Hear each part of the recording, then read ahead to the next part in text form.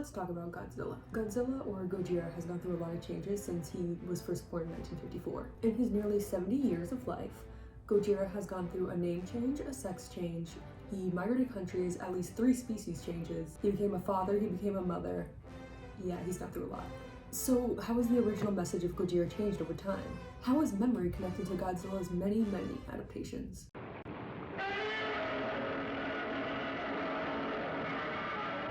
It all begins with 1954's Gojira, a depressing commentary on humanity's impact on nature due to nuclear fallout.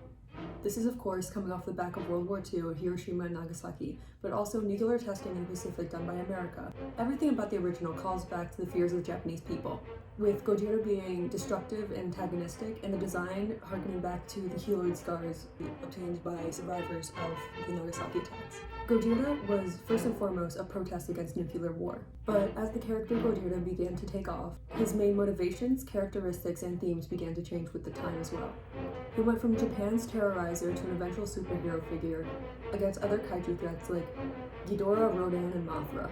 They would team up sometimes too. It was a long 15 movies. Gojira faced tests of the time, like in 1965's Invasion of the Astro Monster, which focused on the space race. During this era, Gojira turned to be more kid-friendly and a lot more silly, losing a lot of his fear factor. It can be seen in 1969's All Monsters Attack, which has a main theme rooted in anti-bullying, which is a far call away from nuclear fallout. So after a few box office flops, it was left to rot for about a decade. The origins of Gojira perfectly used the virtue of meaning to morph the tragedies and the trauma from World War II that the Japanese people felt and turn it into something that they can express creatively. The Showa period also showed the sin of transience, as they eventually forgot the original meaning of Gojira and turned it into a silly character instead of the serious representation of Japanese issues.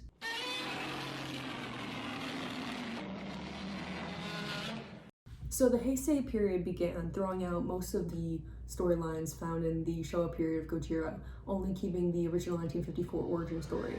It's the return of a serious Gojira, with him becoming the enemy of the Japanese people again. And Gojira's enemies defy nature. They're meant to serve as a warning for humanity, with Mothra being Earth's ecological protector and Space Godzilla coming down as the effect of space pollution.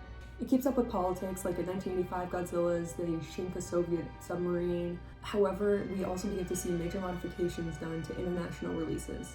Like in 1985 Godzilla, they added a 10-minute segment about the Pentagon to the American cut, but the American cut somehow wound up being 16 minutes shorter than the Japanese original. One huge change was the nuke that they eventually sent out to Japan. It was meant to be pressed by accident in the original cut by a Soviet soldier, but in the American cut, it turned out to be on purpose.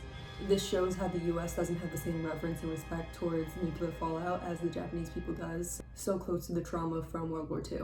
The Heisei period ends with 1998's Godzilla, which is America's first solo Godzilla film, and it's a train wreck. First of all, Godzilla has a sex change and she's pregnant now. And instead of Godzilla being a complex character with motivation, her only driving force is to find a place to have her babies. She loses almost all of her ruthless tenacity running away from missiles and nukes, and eventually dies to a military missile.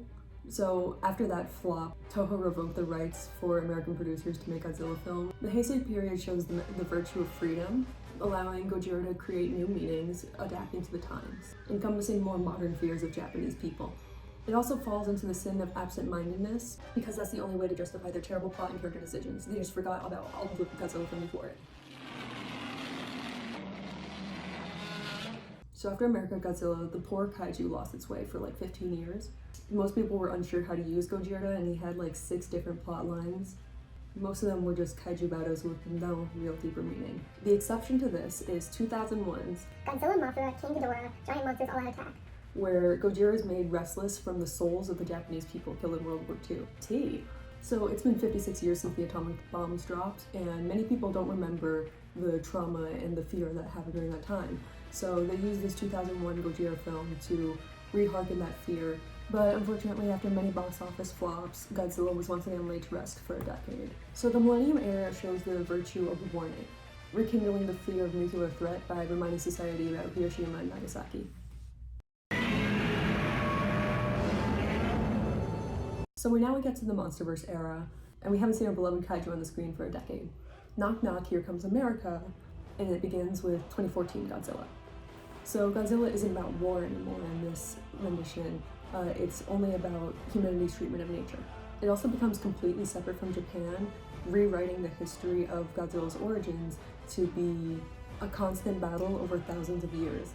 It also rewrites parts of American history, showing that their nuclear testing in the Pacific was not random nuclear tests, but a constant fight against Godzilla. It never refers to these monsters as kaiju, only titans, which further separates Godzilla from his Japanese origins. In Godzilla vs. Kong, we see the true nature of our new beast.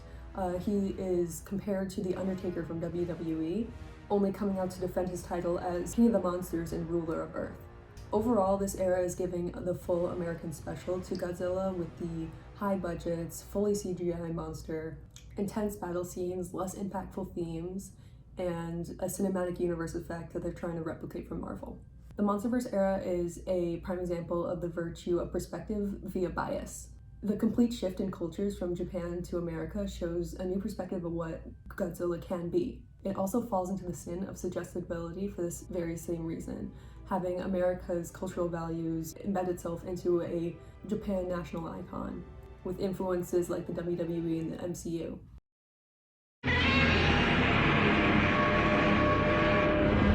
After the tragic 9.2 magnitude earthquake and tsunami, as well as the governmental fumble of the Fukushima nuclear disaster, Japan is kind of in a state of fear in the 2010s. And who better to channel that fear than beloved Gojira? Shin Gojira was made to show government incompetence, with Japan's official government responses to the threat always falling one step behind his evolutions. It also directly showed the impact of many natural disasters that hit Japan during this time, with the second stage looking very similar to a tsunami pushing boats through the water. With all these negatives, it also showed the resilience of humans, and hope for Japan and their population if they come together as a community. Gojira is shown as a creature unaware of its destruction. It's just trying to survive, and it's in constant agony from its evolutions. This is a perfect allegory towards nature. It's not intentionally trying to harm people, it just is. The latest of Japan's Gojiras showcases the virtue of presence through absent-mindedness. By being able to adapt Gojira to the modern world while being able to maintain what made him so fearsome in the first place, connections to Japan's fears and anxieties. Shin Gojira also falls into the memory misattribution sin, assigning the memory of Gojira to a completely different issue and having completely different origins, as soon as a more pressing stimulus arises. Thank you for listening, and I hope you like Godzilla as much as I do.